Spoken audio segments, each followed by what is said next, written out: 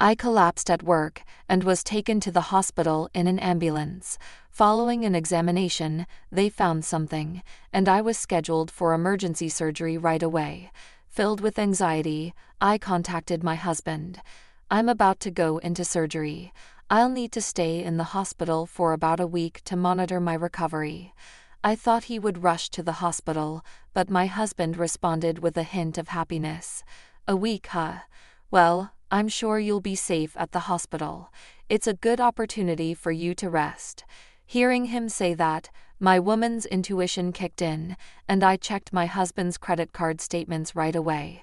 Sure enough, taking advantage of my long-term hospitalization, he had gone on an overseas trip with his mistress. I couldn't forgive him. Just wait and see. I'll get back at him. After the operation, I made a remarkable recovery and started planning for revenge towards my husband. I'm looking forward to seeing my husband's face when he gets back from his trip. My name is Ashley. I've been married to Scott for 10 years now. Although I feel like I'm becoming as insignificant as heir to Scott, that's probably normal for a couple who's been married for 10 years. Since we don't have children, we can both continue working at the same pace as when we were single, and we have no financial issues at the moment. I had believed we could continue to lead a nice, calm life and get old together. But since a few years ago, Scott's behavior has become suspicious. Although he used to not care much about his clothes and hairstyle, he suddenly became very concerned about how he looked. "Hey, when did you get those nice clothes?" When I asked, Scott answered with a hint of irritation. "Does it matter? I also have to meet with colleagues outside of work sometimes." What's more, he started buying clothes that younger people wear and even started going to trendy hair salons. I'm going to get a haircut for a bit. Every month when he went out, I unintentionally called out to him. "Hey, where have you been getting your haircut recently? Didn't you always go to that $10 salon near the station?" My husband responded with irritation. "It's up to me how I spend my own money. You go to the hair salon too, don't you?" "I'm not complaining. I was just noticing that you've been dressing up more lately." "Huh, maybe you're being too unconcerned about how you look." He was always working late or out on business trips, so I didn't particularly care about when he came home. However, I noticed that whenever he came home late, he always smelled like perfume. "Hey, this suit, it has a smell. It's like woman's perfume." When I asked him, Scott looked awkward. "Oh yeah, now that you mention it, there was a woman on the crowded bus back home who had a strong perfume. It might have gotten onto me." His excuse seemed extremely suspicious. His behavior pointed to only one thing. Clearly, these were signs of an affair. Looking at our bank account, I saw our savings had been decreasing rapidly for the past few years. He must be spending it on his mistress. Who could it be? How should I find out the truth? And what should I do if he really was having an affair? Thinking about these things on my own, I gradually lost my appetite and began to feel depressed. One day, I collapsed at work. "Ashley, are you okay? I'm calling an ambulance right now." As my consciousness was fading, I could hear my colleague's voice in the distance. When I woke up, I was on a hospital bed. I must have been stressed because of Scott. The doctor who examined me suggested that I should be admitted for tests just in case. I thought I could go home right away, so I hadn't prepared anything and immediately called Scott. "Hello, Scott. I collapsed at work today and was taken to the hospital by ambulance."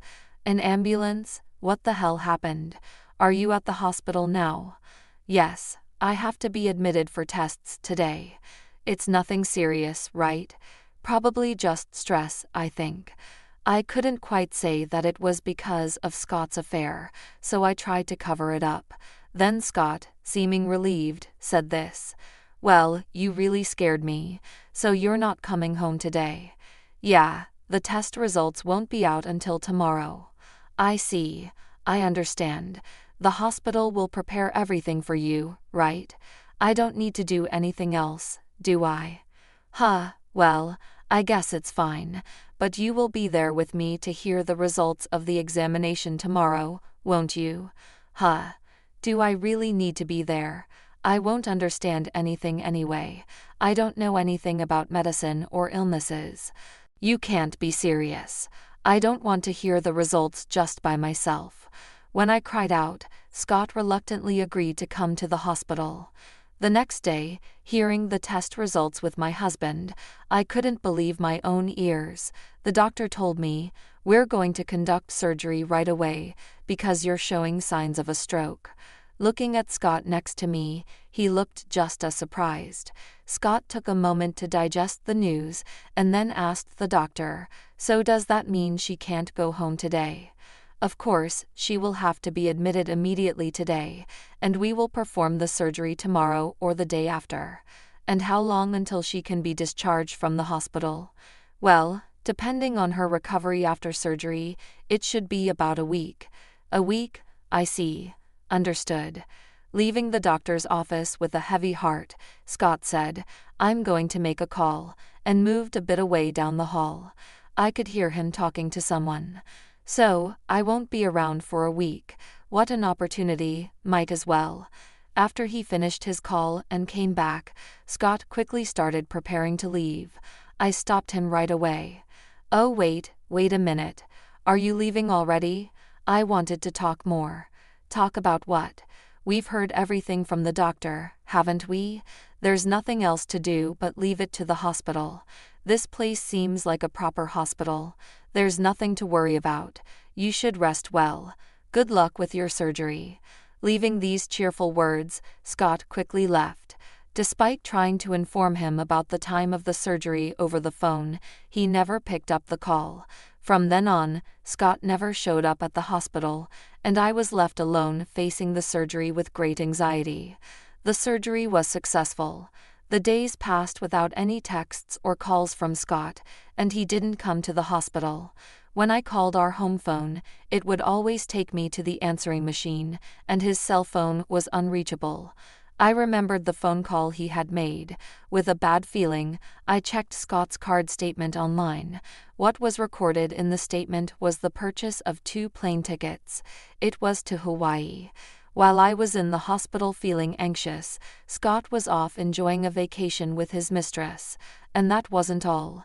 Expensive designer items costing hundreds of thousands of dollars and bills from luxurious restaurants. He was extravagantly wasting a tremendous amount of money that I'd never seen before. Furthermore, I was able to determine from the card statement where Scott and his mistress had stayed. From there, I was able to find her social media account. On his mistress's social media, perhaps thinking they would never get caught, there were countless pictures posted of her dates with Scott. With all the evidence right in front of me, anger towards Scott began to boil within me. I couldn't forgive him. I would punish him for sure.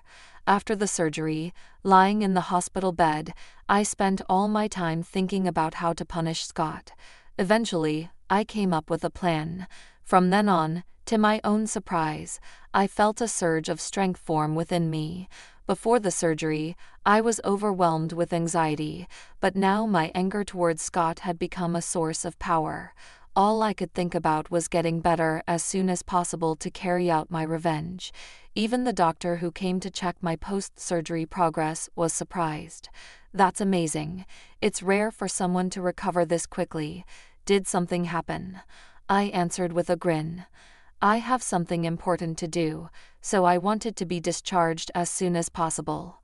And so, I, who had recovered at a miraculous speed, was discharged earlier than the schedule. Without informing my husband that my discharge date was brought forward, I returned home alone. If he's only going to get my voicemail anyway, there's no need to say anything to him. Besides, I have a lot to do from now on. There's no time to rest. I started meticulously preparing for my revenge.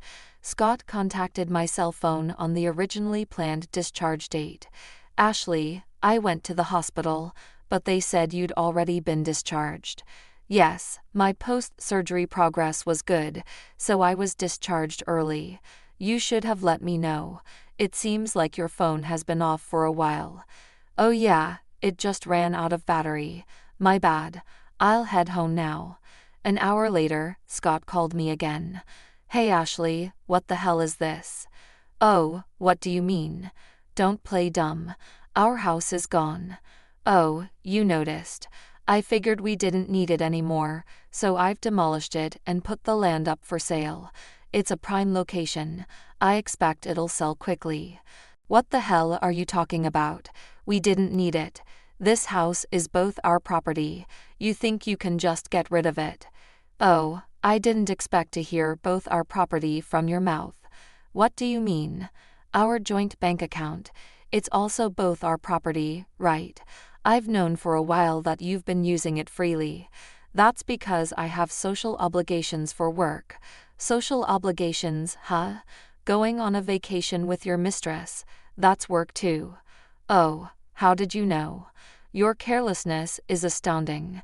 I can check the credit card statements too, the overseas trip, the accommodations, the restaurants, and the branded items for women. I know you spent it all on her. After I said that, Scott got quiet and I continued, you're the one who first misused our joint account, right? I'm taking the money I made from selling the house. That should cover what you gave your mistress, plus my alimony. Holiday, what about our living situation now that you've sold our house? Do you think we're going to live together after this? Of course I'm going to divorce a husband like you, who prioritizes a trip with his mistress over his own wife, who got hospitalized. Divorce. Wait, it was just a fling. I never wanted to divorce you. You spent over $1 million on a fling, then I really don't want to live with such a stupid man like you. And you prioritize a vacation with your mistress over your wife's emergency surgery, so that means I'm less than a fling to you. How could we possibly live together after I've been so disrespected like that? It's not like that. You're my precious wife. You think I believe you now? No matter what you say, I don't want to see your face anymore. I'll live freely in my new home. You can go to your mistress or do whatever you like. Are you serious? You'll regret this. The one who will regret is me for spending these 10 years of married life with you. Have you forgotten these 10 years that I've provided for you? Provided for me? Don't be ridiculous. The savings you had used so carelessly included money I earned from my work too. How dare you act all high and mighty after using it as if it's just yours? Don't you have any sympathy? Is this how you treat your husband, who has been with you for so many years? I could say the same thing to you. I know I'll return those exact words to you, who has been betraying your own wife for years. Out of kindness, I left your belongings at the disposal area, but if you take your time, the collectors might collect them already. No, no way. Damn it, screw this. I don't want anything to do with you anymore. Saying that, Scott hung up the phone. He must be rushing to that disposal area. While taking out the trash, I placed the divorce papers on top. By now, Scott must have noticed the divorce papers. After saying at least this much, he should agree to the divorce. Hoping I would never hear from him again, I was about to start my new life. However, within a month, I received another call from Scott. What do you want? I have nothing more to talk about with you. Just as I was about to hang up the phone, I heard Scott's screaming voice from the other end. Wait, don't hang up. I haven't submitted the divorce papers yet. I am still your husband. Listen to your husband. He hasn't submitted the divorce papers. Unable to ignore his words, I was forced to listen to Scott. What do you mean you haven't submitted them? Oh well, I decided to live with her, but I've decided to wait and see before divorcing and getting married again. And that was the right decision. Why? That woman spends money like crazy, and she says things like, if we get married, I want to be a stay-at-home wife. Even if I have savings, it wouldn't be enough if I married her. I knew that before you two started living together. It's more surprising that you didn't notice her spending habits after showering her with so much money. Then Scott said this, sounding impressed. I see, Ashley, you're really independent, huh? I am convinced by your words just now. You're the only one who can be my wife, huh? Ashley, let's start over. You've just been sick, and it must be scary to be alone, right? Is this guy an idiot? Such a man wouldn't understand unless spoken to harshly. I took a deep breath and raised my voice. How dare you even say that? The time when I was the most scared was when I was alone in the hospital on the day of surgery, when I was trembling with fear of the surgery, and when I was enduring the pain post-op. You weren't even there by my side. I'm truly sorry about that time. I wasn't thinking straight. It's not just about that time, is it? After all, you've been cheating on me. So how dare you say such a thing? A lot has happened, but I need you, Ashley. Don't you feel the same? That's why you spent these past 10 years with me. Don't be ridiculous. This time, I've confirmed that it's no good being with you. I can't imagine spending the rest of my life with someone who can't build a trusting relationship. So you're saying you don't want to give us another chance? Yes, not at all. I have no feelings for you anymore. My love for you disappeared long ago. I thought we could live the rest of our lives always being grateful to each other as a family because I still had affection for you. The one who trampled on those feelings was you, Scott. To Scott, who got very quiet, I left with these final words. However, there is one thing I thank you for. After knowing about your affair, I was filled with determination, thinking that I couldn't afford to be sick with all this anger I had towards you. And so, I decided to demolish and sell our house before you returned from your affair trip. What the hell? Thanks to that, I was able to recover so quickly that even my doctor was surprised. It seems like my anger towards you became a driving force to live. I'll thank you for just that. Please think carefully about this, Ashley. I already did. Well then, fall into hell with your lover. Goodbye. I hung up the phone without listening to Scott's reply, called my lawyer right away. I couldn't bear to delay the divorce any longer. I intended to fight it over court. I have saved all the evidence of Scott's affair and made it ready to submit to the lawyer. Divorce proceedings and claims for compensation are likely to go smoothly. If I leave everything to the lawyer, I won't need to contact Scott again. I changed my smartphone number to a new one so that I never receive any calls from him again. I doubt he will come to my workplace. Even if he does, I've already explained the situation to my colleagues because of Scott's bad reputation in the office. If anyone sees him, they will contact me immediately, and everyone will cooperate to make sure we don't bump into each other. After that, everything went according to my plan. Scott, having received a call from the lawyer, calmly agreed to the divorce and accepted my claim for alimony. As for his affair partner, she seemed to get the hint that she couldn't make any more excuses any longer and acknowledged that she had to pay the alimony. It appeared she was fully intent on marrying Scott once the divorce was final. Thinking Scott's savings were now hers as well, she would have him pay her share of the alimony from his account. At this rate, his savings would likely be gone in no time. Things seem likely to drag on with his affair partner, and Scott will for sure have a difficult time ahead in the future. That being said, I feel no sympathy whatsoever. He brought it upon himself by having an affair with a woman obsessed with money. On the other hand, with the money from selling the house and the alimony from the divorce, I was able to rent a place which was the exact same size as the room I lived in before. I can't get back the wasted 10 years I spent with Scott, but from now on, I can live without being controlled by him. If I were to remarry, I decided in my heart that this time I would marry someone with whom I can build a solid, trusting relationship. That's what I decided in my heart.